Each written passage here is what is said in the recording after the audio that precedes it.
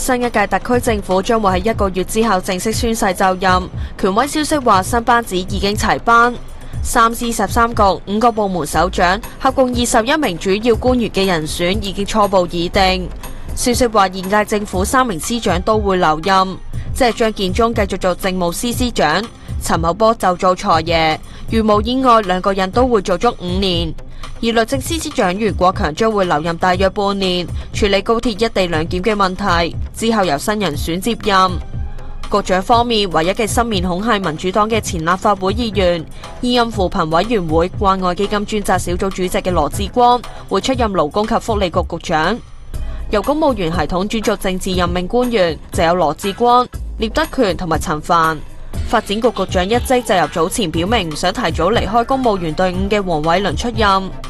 由原局升任或者調任做局長嘅就有呢5位。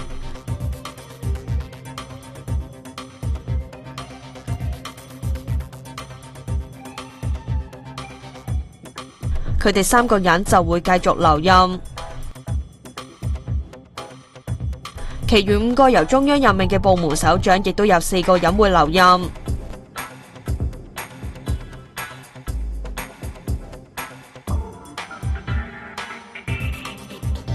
候任行政長官林鄭月娥曾經提出管治新風格嘅願景，但睇嚟新班子只有1個局長係嚟自政府嘅體制外面，並且只有1名女性，同佢嘅願景有一定嘅落差。